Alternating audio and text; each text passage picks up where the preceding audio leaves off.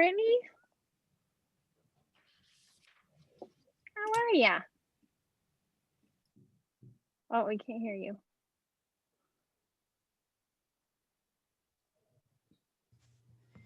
Can you hear me now?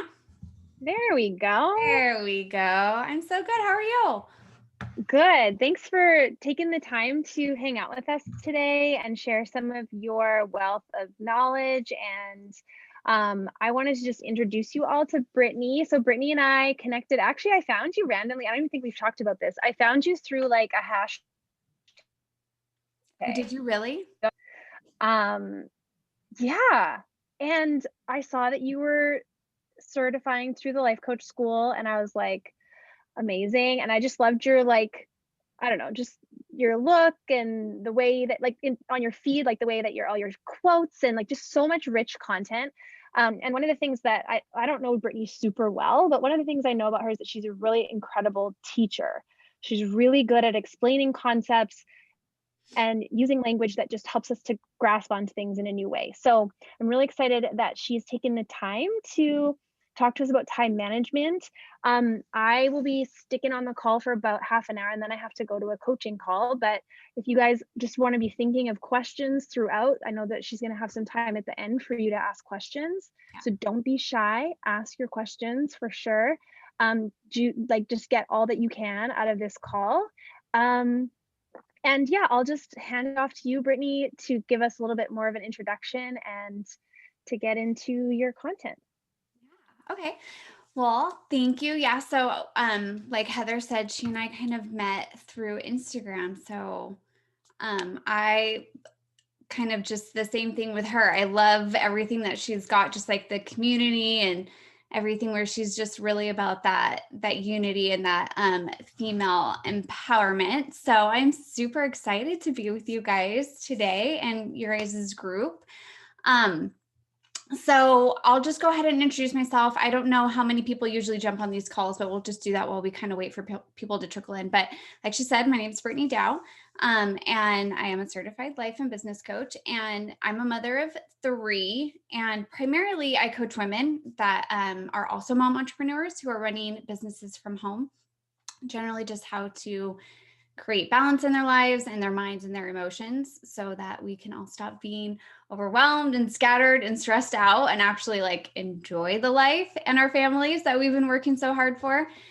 So with that work that I do, time management is obviously a big part of the practical side of what I teach and coach on, because I mean, really, who needs to know how to do more effectively in less time with less energy than moms, right? Like, especially if you're running a business from home. So that is kind of what we're going to talk about today. So we're going to, like Heather had touched on, we're going to break it up into 2 parts. So the first part, I'm really going to go over some foundational things on time and mind management around time, and then kind of a framework for effective scheduling. So you guys can actually walk away today with some practical things that you can do and actually get done, what you want and need to do.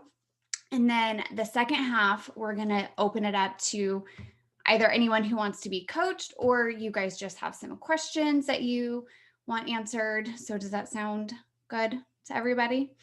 Okay. So while the first half is going, here's the thing though. I am like a squirrel when that chat box is going and it's like, oh, and I totally get distracted.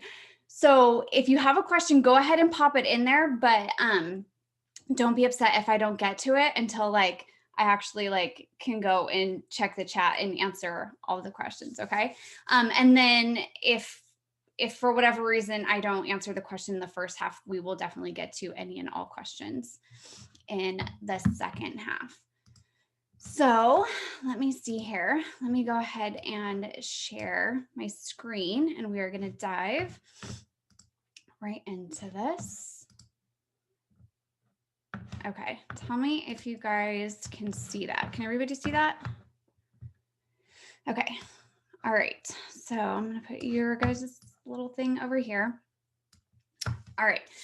So for time management, the very first thing really that we need to understand is that time management really is mind management, right? It's always in your mind, because our mind, our thoughts, our beliefs are what create all the things that either derail us or really set us up to fail before we even start, right?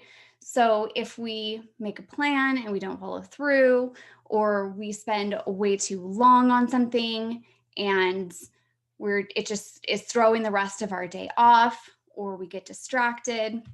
Or another one that people love to do is to add like a bunch of things into our day because other people need things from us. And before we know it, we're just like reacting to whatever is coming up that day. Or we set ourselves up to fail from the very beginning by putting way too much into our day with just these unrealistic timeframes and expectations. Like, we love to underestimate what we can do in the long term and overestimate what we can do in the short term. So, I don't know how this is sharing. Are you guys seeing? It's not. I'm going to do the thumbnails. Let's see if we can do that, if that's moving. There we go. Does that move? Okay. Yeah. Okay, so time management is mind management, right? It's our inability to manage our time based on what we are thinking, okay? So thoughts like, I need to do more, I have no time, I'm the only one who can do this. This is a big one. That one in particular is a big one for people who are running businesses and moms. That is the one that I run into a lot, where we all think we are the only people in our houses who know how to do the things and to do them right.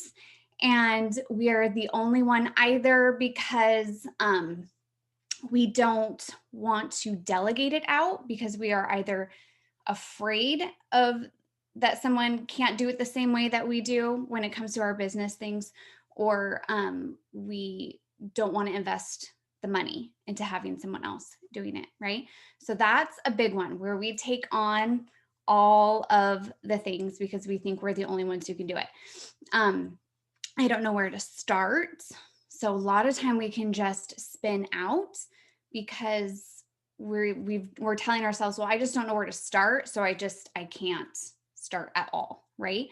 I don't have time to make a plan. This one is like, I'm going to pick on my husband for a second because this is his favorite one. He's always like, well, I just don't have time to make a plan. I'm like, you're wasting so much time not having a plan. Like, it takes like a minute. Just take a minute and it saves you so much time, like, in the long run.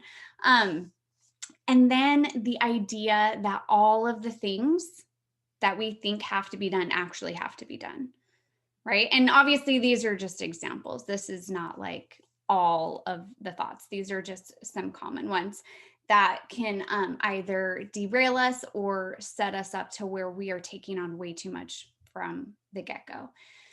The other part is that we can often lack awareness and clarity. Okay, so when we don't actually have awareness of what we are thinking and believing, like some of those thoughts before, then and what we're actually trying to achieve, like what is it that we're trying to achieve by doing all of these things, when we don't have that awareness, it's really hard to kind of know what the essential things are for us to be doing if we don't know what it is that we're trying to get in the end. Okay, so when we lack that awareness and that clarity, that really keeps us spinning in what's called indulgent emotions. And indulgent emotions are fun little things because they pretend to be productive. They are tricking us into thinking that we are being productive because we're spending all of this time and this energy in indecision or worry, confusion, anxiousness, doubt, and overwhelm. And it feels like we're doing something because it's very draining, but we're not actually getting anywhere or making any progress, right? So it really just, it leaves us stuck and spinning, and the brain fatigue, right? That's the drain of the mental and the emotional energy. And that drain also sucks up a lot of our physical time and energy. I can't see the chat box, but if anybody has any questions so far, you can raise your hand. Anybody? Okay. All right. We're going to move on. Okay. So the very first step is awareness in our minds. Okay. So to avoid, right, the lack of awareness and clarity, so that we're not doing a bunch of stuff that we don't even need to be doing, is through thought work. Now, I know Heather does a lot of thought work. Is this something that you teach in your group, Heather? Yeah, we talk about thought downloads and the model a lot, so they will Okay. all understand what that is. Yeah. Okay, perfect. So this, then you guys already have like an amazing tool to be able to really do this in depth and really do this effectively. So do those thought works, run those models, really get awareness around what is keeping you stuck in those beliefs, and really practicing those new beliefs that are going to create the actual feelings that you need in order to take the action that you need to take. Okay, so step 2 is making decisions ahead of time. Now, this one is primarily just to minimize the brain fatigue and all the opportunities that come up to believe that we're confused and be stuck in indecision and all that great stuff. And really, with the decisions ahead of time, can be anything. It can be just like having your clarity and your awareness about where you're going is a huge thing that helps. But even little stuff is going to save you time. So I know someone, I don't know if you want to go this extreme, but like as an example, like I know someone who even has like a uniform for herself, like for each day. She's like, on Mondays, she wears a black shirt and jeans, like, and she has like a hot weather black shirt and jeans and like a cold weather, like black shirt and jeans. So, I mean, I personally have never done anything like that, but like that is to like the level of where we can make decisions ahead of time that can just be repeated over and over again. And it takes so much of that extra mental and emotional energy to where we can free it up and spend it on other things. Because honestly, like, let's get honest for a second. We are primarily, when we're tired, there are very few of us who are actually physically tired, like where we have like maxed out, right? Like with the exceptions of, having some sort of physical disease or maybe being pregnant or something like that. Like most of us, if we're being really honest with ourselves, we haven't done a whole lot of like physical labor to match how tired we often feel. And it's usually because the tiredness that we're really feeling is coming from that brain fatigue. It's coming from the spinning in the confusion and the indecision and all that kind of stuff. So that is not only a great way to free up time, but that's also going to you're going to feel a lot more energized and a lot more clarity around what you're doing, why, when, all that great stuff. Okay, so step 3. I'm sure with Heather, you guys realize that managing our thoughts is a big theme, right? Like this is where it all comes back down to. So we start with gaining awareness around our thoughts, and then we implement some practical things and we work on it. And then it's inevitable. Our thoughts are going to try and derail us again, right? And then we have to go back and manage them and get ourselves back in line. So every problem is always a thought problem. So when we've set a plan for ourselves and we find ourselves being like, oh, I just don't really feel like doing that, that's when we have to go back in and kind of pay attention to what we're thinking and why we're feeling that way and see what we can do to shift it. Okay, so your 3 steps are awareness of your thoughts, right? And being really aware and honest about what you're thinking and creating. Because sometimes we like to lie to ourselves and it doesn't help anybody in that situation, right?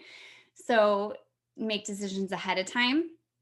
Whatever decisions you can make ahead of time, I encourage you to make them ahead of time. So much easier. I mean, anything from automating, doctor's appointments, dentist appointments.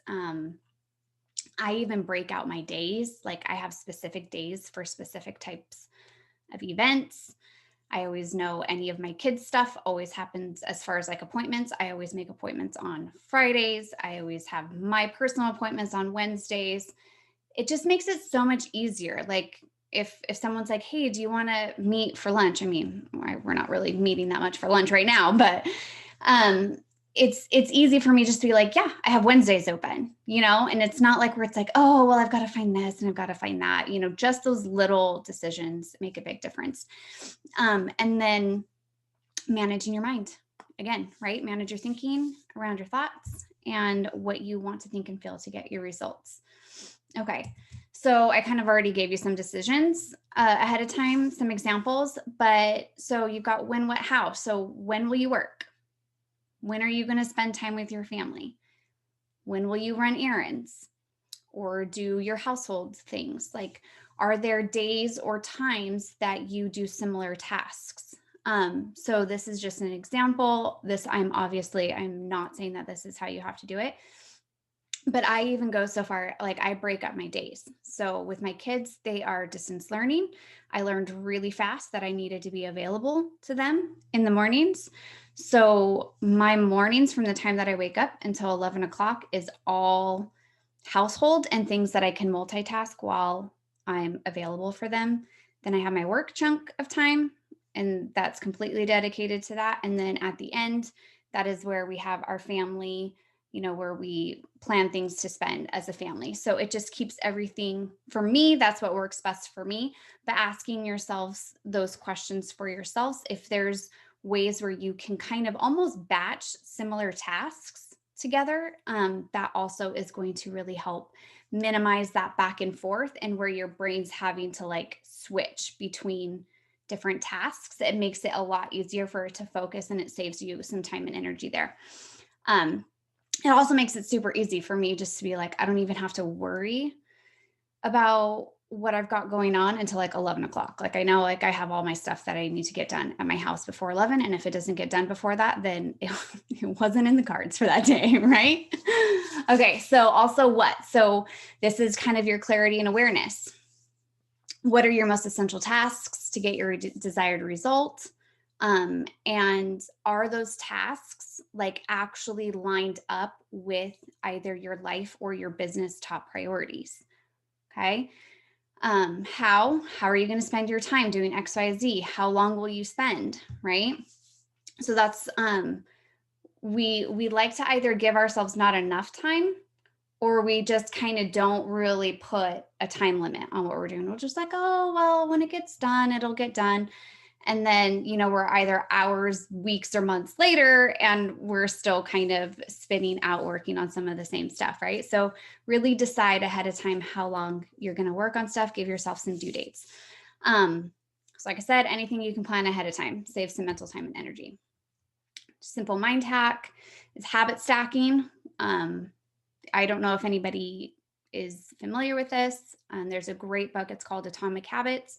He goes into great detail about that. I don't know the author off the top of my head, but it's essentially just pairing new either habits or tasks that you haven't built a habit up for with, or if they're just ones that you find you're really inconsistent and hard to motivate with stuff that you already do on a regular idea. Oh yeah, you have the book?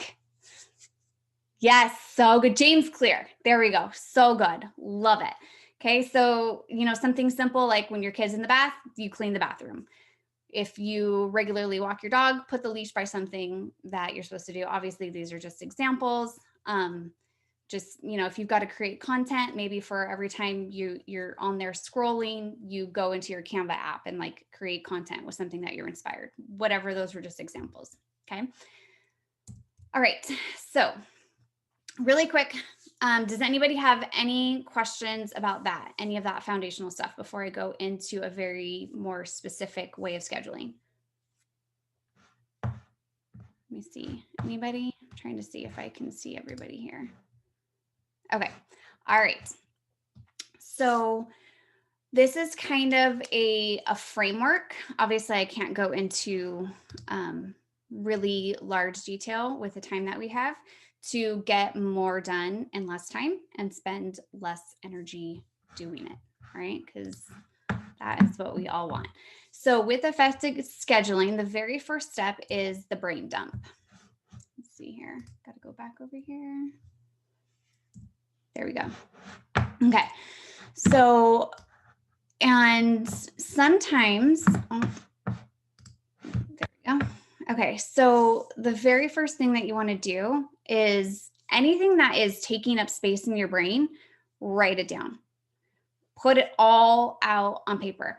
And I mean like really anything that's coming up in your brain that you're thinking, oh, I should really do that. I mean, even if it's like fix the tiles on the roof, like something that's not even that pressing, or if it's way off in the future or unrealistic, it's taking up brain space. And once you get it down, then you're able to either clear it away or make a decision about it, right? But if it's still stuck in your brain still thinks it's something that has to be done right now, and you're just not addressing it. So anything that is coming up in your brain that you are thinking, oh, I need to do this. Oh, I need to do that. Oh, I should really probably do something like that. Just write it down. Okay. So as much as you can possibly get down on that piece of paper. And then once you have your paper, the very first thing that you're going to go through is eliminate. Okay. So you're going to go through that paper, and whatever does not align with your goals, whatever is not really necessary, whatever is, maybe it's something that served you really well in the past and it's no longer serving you, take it off, right? You don't need any of it. And this is where those sneaky thoughts and beliefs where it's like, oh, but I should be doing this, or so-and-so said that I need to be doing this. Like if it does not align with where you want to go, don't worry about it. Just cross it off, right? If it's something that is like your mother-in-law thinks that you should do and you don't really feel like you need to do it, cross it off.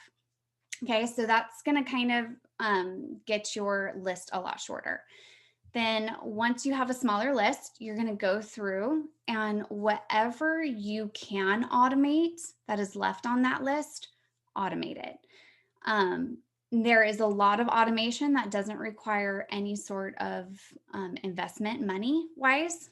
You'll need to invest a tiny bit, a little time up front to usually set up the automations, but it's going to save you so much more time in the long run. So talking bill pays, email responses, sales sequence. I love my little robotic vacuum. It's like my favorite thing in my house. Your content creation, your posting, there's tons and tons of apps that help you kind of batch create your content, and you can either set them to automate or you can just send them to notify you, and then all you have to do is hit post if you're worried about engagement. But really the automation, we are so lucky to live in a time where honestly, like there's very few things that we can't automate at this point. And then once you've got all the things that you want to automate, because there might be things that you can automate, but you still want to be the human behind them doing it. That's totally up to you. You're going to take what's left on your list, which should be significantly smaller, right? And you can delegate it out, right? If it has to be done by a human, doesn't mean that you have to be the human doing it, right? So it can mean making assignments or chores to kids or a spouse. It can mean outsourcing and hiring people. It could mean just actually taking the help when someone's offering the help, things like that, right? They don't need to be expensive things. Okay, so at this point, the only things that should be left on your list are the things that you personally have to be the one doing. Okay. And with that list, that's when we prioritize. Okay. So you go through your list of things to do and prioritize and give them an importance of 1 through 3. And this is a really great exercise because when we really have to number stuff and ask ourselves in a line of importance, and this is where we can, that awareness and clarity over what is essential is really helpful as well. It really shows us like, oh, maybe I don't have to do that. Even when we've done our list of things and we've crossed off things and then we go through and we prioritize, like sometimes there's still even more that we go, oh, wait, maybe that isn't that important for me to do. Okay. So once you've got your priorities 1 through 3, then comes time to time frame and schedule. So here's a little thing where this is the step that a lot of people skip. Okay. And it's accurately giving a time frame to each task. So, and it's funny because even with me, when I will do this ahead of time, right? So I sit down usually Monday morning and I kind of plan it out for my whole week. And then I find myself even on the day where I kind of want to like shave time off because I'm like, wait, but I really want to just like get this done. And I have all these other things and this still feels like too much. But really knowing accurately how much time something takes you to do is going to set yourself up for success when you plan your day out. Because if you're looking at your day and you know, okay, well, it normally takes me 60 minutes to record a podcast. And I'm like, okay, but I could probably get it done in 30 because I really have this other thing that I probably need to get to. Like that's a lot of the times where we get ourselves into trouble, right? Where we don't pay attention or we try to do something faster, thinking that all we have to do is do it faster than what it actually takes us to do. And it doesn't serve us because then it's like we end up taking that amount of time anyways, and then it screws the rest of our schedule up, right? So if you don't know how long it takes you to do a task, and it's a task that you kind of do on a regular basis, just time yourself. Just like for a couple times, time yourself how long it takes. You can kind of average it out, and it's going to give you a much better idea so that when you are scheduling your days, you know, like, so when you give it a due date, if you're like, okay, I put all of these things on Tuesday and all of these Tuesday items are like my things that take the longest, you know, you're already setting yourself up to fail, right? So really kind of when you're planning your due dates, you also want to pay attention to how long those tasks are taking and how much energy those tasks take for you. So you're not unintentionally putting a ton of stuff into one day that is going to drain you and like overwhelm you. So you can kind of spread it out a little bit easier and balance it a little bit easier when you actually are aware of the time and energy that it takes you to do things. Okay. So then you can kind of give it a due date based on either how you've decided your decisions ahead of time, how you're going to spend your days, or based on the type of time and energy it takes for the tasks. And then actually schedule it, you know, put it on your calendar, give it a defined space in your day. Okay. So this is my little thing too. I always schedule my free time first. So my dates, like my actual coaching calls, like things that have my meetings, things that have like hard set times and dates, those and my free time go first, because our free time is usually the thing that is the hardest for us to believe that we have time for.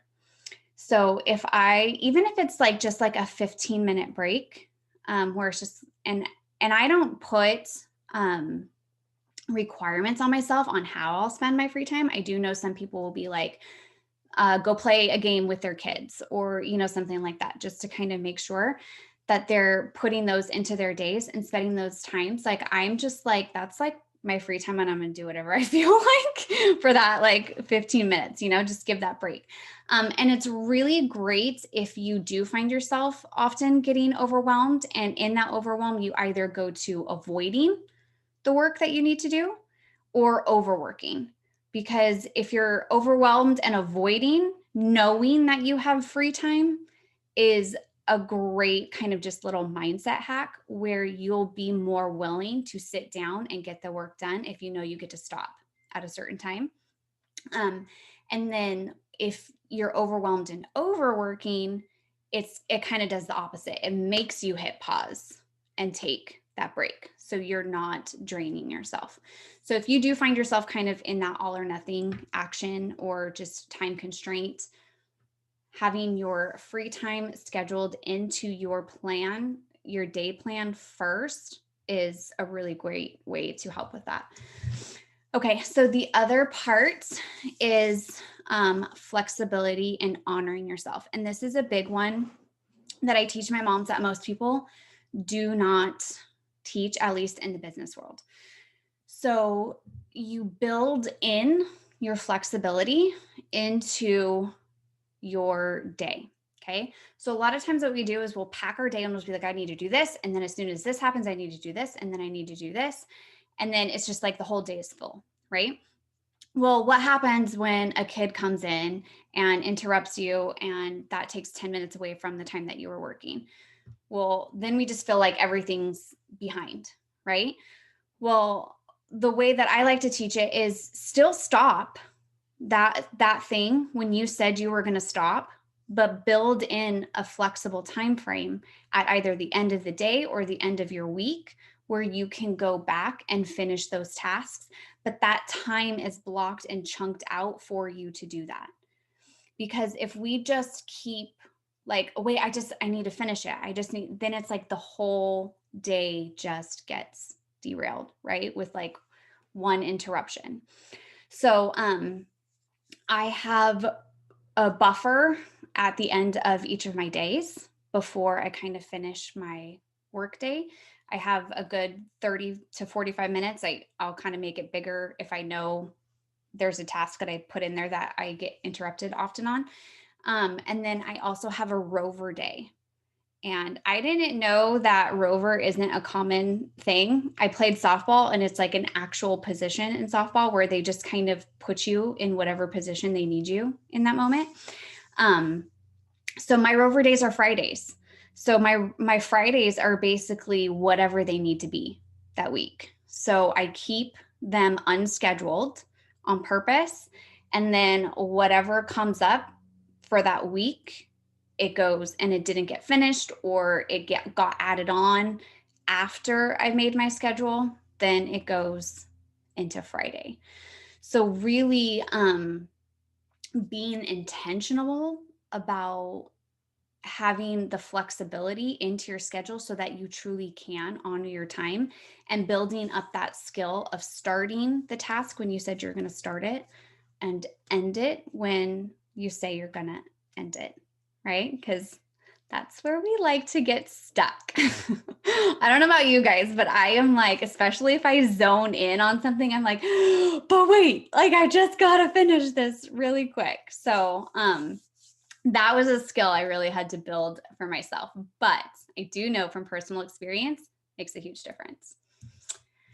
Okay, so that is what I've got for you. If you want to screenshot any of that, that's just kind of my information. If you have more questions beyond any of this, you can either email me or DM me. I am more than happy to share whatever and answer any questions you guys have got. But let's go ahead. I'm going to stop. Here, I'll give you one more minute to write that down. It looks like everybody's writing. And then we'll stop the share and hopefully you guys have some questions or comments or coaching you want. Is everybody good? Looks like everybody kind of stopped. Okay. All right. So who's got something for me? Let's see. 20 in the chat. Oh, it's like my family group thread when I come back and it's like 45 missing messages. Okay. So I need help with my delegation language. I want to give away all the jobs, right? Wouldn't that be so amazing? Okay, so what do you clarify for me your help with delegation language? Like, I kind of need to, give me more about that. I want to know what you mean by that. Okay, I'm just going to talk because that's easier. Yeah, no, thank you. So I have recently kind of done some scheduling, like some of what we went over today, I'm starting to implement into my life. Okay. And just talking to my husband about kind of all of the things that go on for me and everything that happens. And one of the things, because he's so spreadsheet oriented and budget oriented, I just said, like, what if you meal planned? Like like, and you could, come up with a grocery list and then you can budget accordingly. And because of our schedule too, often he's been going to the grocery store too, just because he works outside of the home. So it's like, okay, well, I'll go to the grocery store today after work, whatever, right? So I'm like, that would be like, you just have to kind of add your meal planning and I can, fill in the parts of the pantry that, we need refilling, whatever. And he was like, yes, that sounds awesome. I love that idea. And he like made a spreadsheet. And it's like 2 weeks later and I'm still meal planning and making the grocery list. And I kind of talked to Heather about it a little bit. And, we talked about how when you ask somebody for help or when you want to delegate something like that, especially with your significant other, obviously there has to be buy-in on their part, right? And I can't, I'm not going to sit here and dwell on the fact that he's still not doing it and make that mean something about me. But it's still like, I really want to give away the jobs. Like, I just want them to go away so that I can do the things that I want to do. So how do I approach that so that it actually happens? Right. Okay. So I'm going to give you some good news and some bad news. So the bad news is what we're really wanting in there is to find the words that will convince our husband to step up, right? With the meal planning and like agree to take it on, which we can't really get someone else to do something. So the question is, and this is the good news, is what do you want to do about the fact that he hasn't taken on the meal planning yet? Like if you know you don't want to do the meal planning, right? And he hasn't really like just fully engaged in it, what do you want to do in that scenario? Well, I guess like, what do I want to do? Well, I would love to just stop doing it and then just maybe he'll do it. But I have 3 little people that I need to take care of too. Right. So like maybe I just stop cooking dinner for him and like, like, I don't know. Cause I feel like that's just like, I don't know. Cause I immediately go to a place where it's like, is this like a game I gotta play or like what is gonna win? like, yeah. So I guess, I can talk to him about it again and say like, hey, what's going on with that whole thing that we talked about doing you were so excited about? Yeah, well, I think too is, okay, so you know that you don't want to do it, right? Yeah, it's a big job. Like it's a big job that he's already kind of doing a little bit of. I'm just organizing it for him. And it's like, I don't want to organize this for you anymore. You are absolutely capable of doing it on your own. Okay. He eats dinner with us all the time and lunch for that matter. He comes home for lunch every day. So it's like he sees what goes in to our plates and eats them himself. So it's not like he's never around and he'd be planning for something that he has no concept of, right? Does that make sense? Yeah. Like I would never expect him to do that if he wasn't eating 3 meals a day with us. So the question, so what you want to kind of explore is what you're thinking that, so you already know you don't want to do this, right?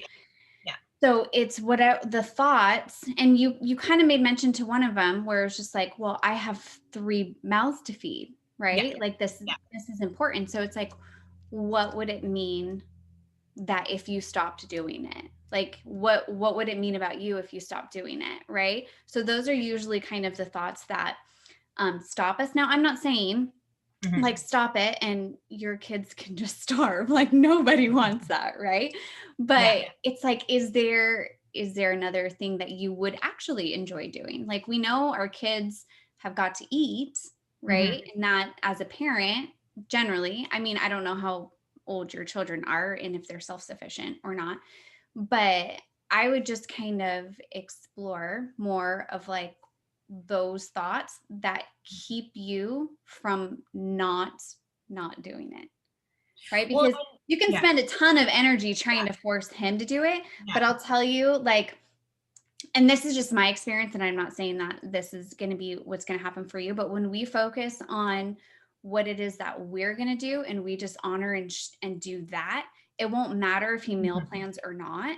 It's not going to affect you in the same way, and you'll find a different way to get your results. But it also tends to like they'll notice, right? And they'll be like, oh wait, like things are changing and I really liked the meal plan. And it's like, okay, well, if you like it, then you can go ahead and do it, but I'm not doing it. Does that make sense? Yeah, and kind of, and maybe I wasn't very clear. Like I'm not dwelling on it or anything. I've actually like incorporated it into my schedule. Like it's like gone into the thought dump. It's like, it's something that has to get done. You know, all the things. So it's already in my schedule. I never asked him, and like he was never even a part of it.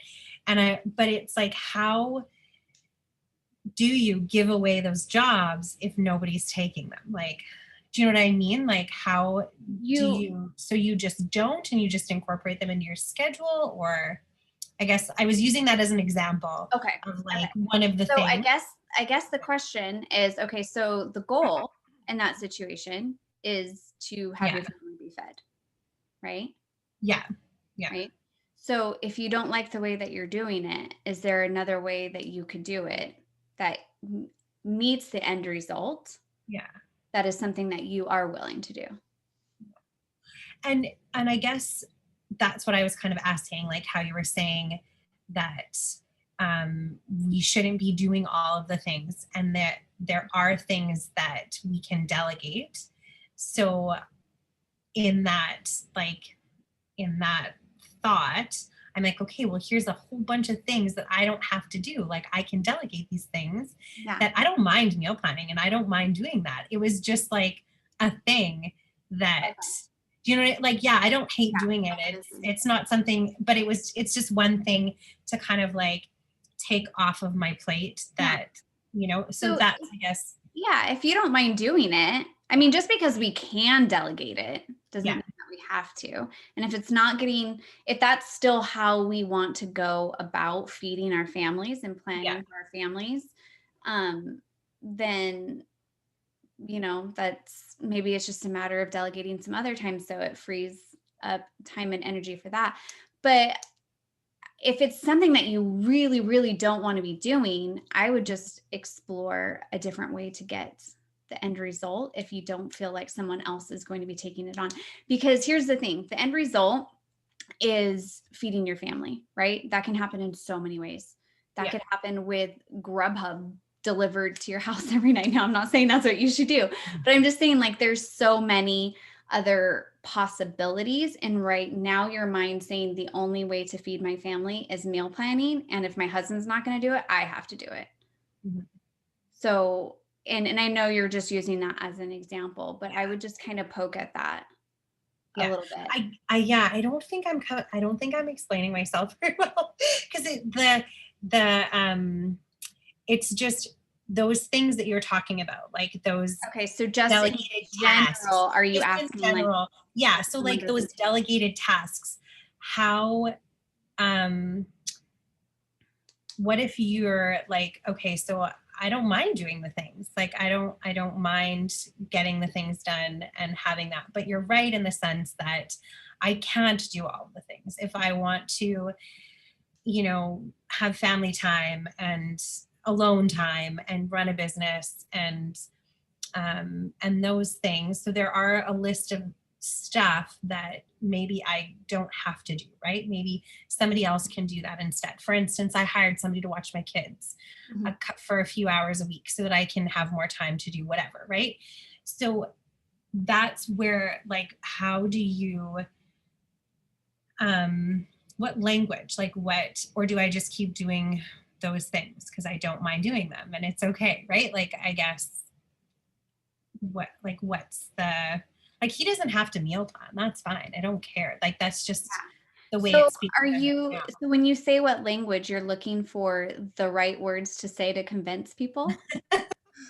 Well, but how do you approach that then? Like, how do you go to your significant other and say, like, okay, here are the things that I'm doing, and these things need to get done, but I can't do them. Like, I can't, right? So, Well, so there's the thing right there, right? So there's a couple of things. So first, it's you're going, and this is kind of where I was talking about in the beginning, okay, where yeah, you really just have to decide what it is that you want to do in those situations, yeah, right? Because we can ask and we can make requests and we can say, hey, I really can't do this anymore. And our kids need to get fed, and be like, you're really good at this.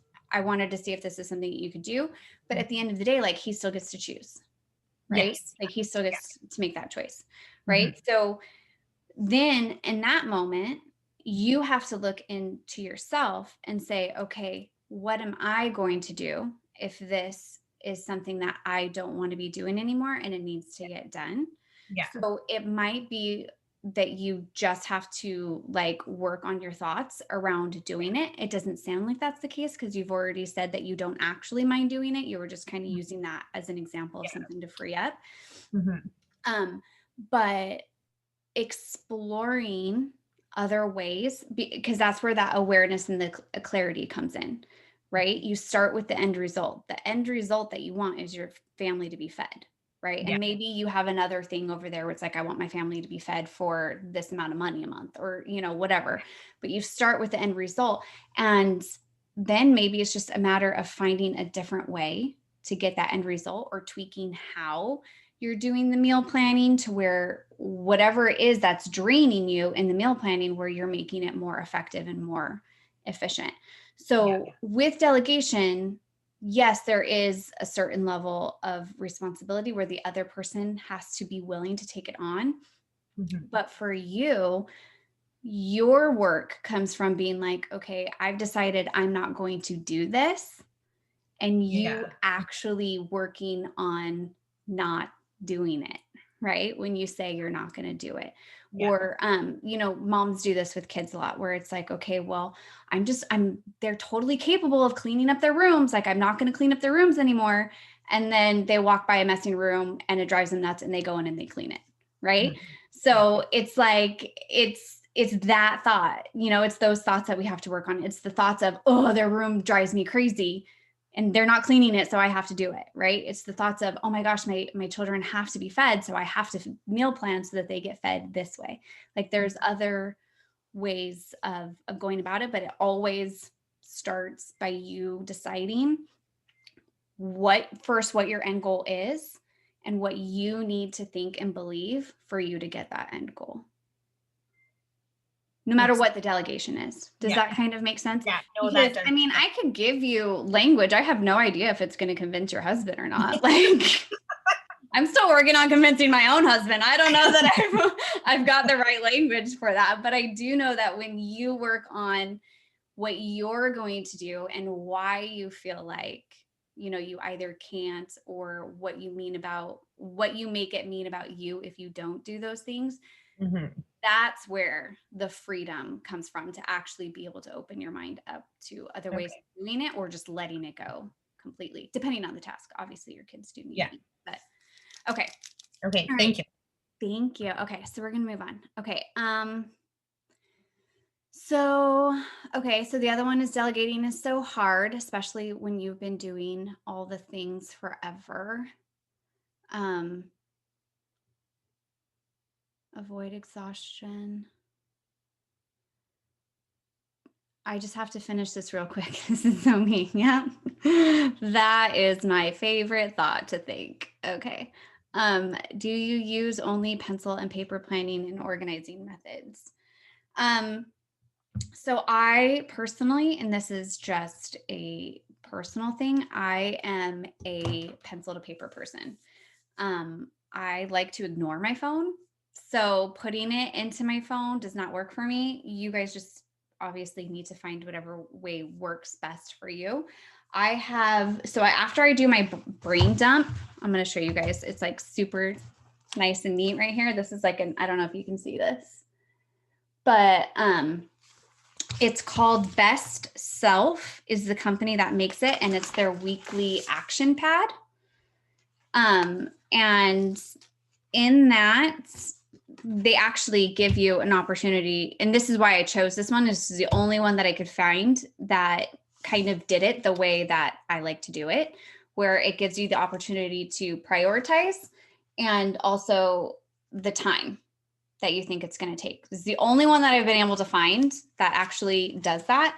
And then once it goes on here, I kind of just put a due date. And I know people who plan out their whole week, like by the hour. I don't do that because I find with children, things change. So I'll go through the week and I'll do my scheduled appointments. But then like on the day, then it's like I go hourly. So that for me, so I'll write my top 3 because, we got our priorities, and then I'll write the rest of the tasks. And then I go in and I give them time blocks based on how much time I told myself I was going to take to do it. And that is when I always like to shortchange myself. I don't do it, but my mind, it does that where it's like, oh, but like I could probably get it done in 30 minutes, So it's just, again, like managing our minds after that. I know there are a ton of apps. There's a ton of websites and planning. So if you are a paper person, that works great for me. I like to write it out. I don't know. There's something about it. And then anything that's like shared, like I'll put it in the calendar so my husband can see it. But for the most part, I kind of keep everything like that. So do whatever works for you, right? The framework works no matter what avenue you choose to use for it. Brittany, that was my question. Is that your husband's like go-to too? He looks at that calendar? Okay. Because like having multiple calendars. So that's kind of where I'm kind of like, I spend more time planning. Yeah. Right. So like a family calendar, my own calendar, like a work calendar, like I'm just trying to get more efficient and guide. So what husband and me, right? Yeah. So what I do, so my family one, just like on my phone, are shared. So my husband and I we share all of our calendars. So, like the family calendar, his work calendar, my husband, he volunteers for like a bunch of places. I mean, it's like, it's crazy pants. So with those kinds of things, those will go into my phone. And then when I'm planning out my week, I will take what's on my phone and write it down on this, just so I know that it's going to make it into the right day on my paper. But he prefers the phone. So we have all of our shared stuff, but he doesn't need to know like when I have a coaching call or when I plan to record my podcast or, stuff like that. So I just kind of keep that kind of stuff separate for myself, and kids' appointments and, meetings or things that are important for us to both know about, they're on the phone. So does that make sense? Yeah, totally. Okay. Does anybody else have any other questions? We got about 5 minutes. I've got another one where it says delegating is so hard, especially when you've been doing all the things forever. Marianne, did you want to go into more on that, or am I putting you on the spot? No, and I think what Christine shared kind of, you went through that too. It's like, how do you bring you've been doing all the things for like I've been living with my husband for 12 years, so I'm just doing it for 12 years, and whoa, okay, why are we changing things? Like, you've been doing it and it was fine. Like, what's happening? Yeah. Well, yeah, it's always fine when someone else is doing something for us, right? Like, yeah, that's easy for you. Yeah. So yeah, it's like, how do you bring that up and say, like, maybe we can share more, maybe we can do that differently, maybe. And it's reminding me of a movie. I'm from France, and there is a movie that I love, and there is this guy that needs to take care of the animals, and he said, like, we've been doing this the whole time. Like, why change? It works. Yeah, it works for you. Right? Exactly. So yeah, it's just, and but it's everything you shared it was really helpful too. Thank Good. you very much. But Good. I'm yeah, I glad. think you answered this question when Kristen shared her Yeah. her troubles of having her husband changing habits too. Yeah. So I'll share a quick personal story. So when I decided, my kids were little, and I had the mom burnout moment that a lot of people have, where you're just kind of like, forget it. Like, I actually went to our bathroom mirror, and it's like a full wall size bathroom mirror, and I wrote down everything that I felt was expected of me, or was like what I felt like I needed to do. And this is before coaching. So my mind was a mess, right? So it was a big long list. And when I wrote it, it was with the intention, I was hoping my husband was going to wake up and look at it and just be like, oh my gosh, you do so much. What can I do to help? Like, all this stuff, right?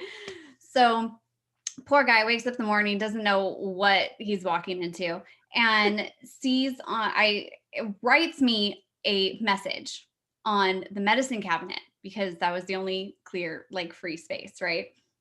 So I wake up in the morning, and I look over at the medicine cabinet, and he goes, "You forgot one thing. Be amazing." And I'm like, "Wait, what? Like, are you freaking kidding me? Like, I just poured out like all of like my overwhelm onto you, and you're just like, oh, but you're amazing." It's like, no, like, I wanted you to take some of this off my plate, right? And it was a process for me, and it was making those decisions of what was right for me, right? Like, what gets me to where I want to be, and where was I believing I needed to do all of these other things? Like, where were those beliefs coming from? And a lot of those beliefs and expectations were not coming from me, right? So when we get that clarity and that awareness, and we're aware of what we're believing and why we think we need to do all of these things, because it always usually comes down to, like, I want to be a good wife, or I want to be a good mother, or I want my family to be happy, or, like, all these really good meaning, like, we what's the word that I'm looking for? Um they're well intentioned, right? But then it ends up with us just being run down and doing all this stuff, and then nobody's happy, because we're like being, resentful and mean to them, and, all sorts of stuff. So for me personally, I just decided I wasn't going to make my kids breakfast in the morning. Like, I'm not a morning person. It wasn't my favorite thing in the world to do, and it would stress me out, and our mornings were terrible. And my husband had lots of opinions about it when it first happened, right? He really had opinions about it. And it was one of those things where it's just like, yeah, you can have those opinions. I'm still not doing it. Yeah. It's like, as long as our kids are being fed, and I made sure that they had healthy, accessible breakfast items. They were all 5 and up at the time, so they were able to kind of at least do those. I even went and got one of those, like, cereal spinners, so they could, like, fill their cereal bowls up without me having to, like, pour it and do all the things, right? but it was just that commitment that I made to myself where I was just like, this doesn't work for me and it doesn't get me where I want to be, because what I want is happiness in the morning. What I want is a stress-free morning, and me making them this whole full-blown meal because I want to be a good mom. And this is what someone else thinks I need to do to be a good mom. Like that was just completely not aligned with me. And not gonna lie, it took him about a year before he warmed up to the idea. But now, like he loves, like he'll stay one day a week and he'll make them like French toast in the morning, and he's the one doing it and everybody's happy. And like sometimes he'll come and bring me like breakfast in bed and stuff. And I'm just like, this is the best thing ever. That was totally worth putting up with you saying crap for a year. Like, you know, so it's just that commitment to yourself and honoring that and knowing that everyone else gets to think whatever they want and it doesn't mean anything about you. Like my family is so much happier now. And if I had stayed in that belief that I needed to do that, then I would have just been resentful, and who knows? Who knows what things would look like right now, right? Yeah, I feel like that's the hard part. I'm right at I started with Heather like a month ago, not even a month ago, and I think I'm in the process, like the first step of awareness and just realizing everything I do and we do at Mother that we should maybe not be doing, but because everybody is doing it and not asking any question, then you just, yeah, I'll do it. And I'm doing it for 12 years, so why change too? So it's just like the two, yeah. You totally get to decide. That's Yeah. the best part. You get to decide whatever works best for you and your family, and only you really know that. So Yeah. maybe you love making 5-course meals in the morning, but it didn't work for me. You know, so whatever works. But yeah, that awareness and that clarity, that's always where we start. So, okay. Thank you. Okay, so I think that is all the time that we have for today. If anybody just had a last minute question, I can squeeze you in. If not, we'll go ahead and close it out. And if you have any more questions after this, feel free to email me or DM me. Brittany, Kristen, what yeah. what was the second planner that you showed? You had the best self action Oh, pad. yeah. So this one was actually kind of hard to find. They don't do it a lot like this where it's broken down by half hour, but I just got it from Target. I had to dig through quite a few of them. Not gonna lie. I don't know if you can see that. Can you? Here, maybe if I move this. So it's a block, like a time block calendar sort of by the day. Okay. I have one. But I like it where it chooses it. It goes by half hour. A lot of them only do them in hour chunks. So I had to dig through that one, but I'm sure you could probably, so it's Blue Sky Day Designer. So I'm sure you could probably find it on Amazon. Passion Planner has them by the half hours. They're just, there you go. They're just a little bit expensive. So I mean, you can always, honestly, if you're wanting to, you can always create your own and print it out too. So that's always an option. I don't know. I personally would just rather have it done for me, but if you can't find it, you can create it, right? Okay. Michael Hyatt Full Focus Planner has half hours as well. I think Leanne wrote that in. So for everyone, I actually just, someone just told me about that this morning. So I'm really going to have to go check him out. Michael Hyatt. Okay. All right, everyone. Thank you so much. I was so happy to be here. Hopefully that was helpful, and it was nice meeting everybody. Hope you have a good day.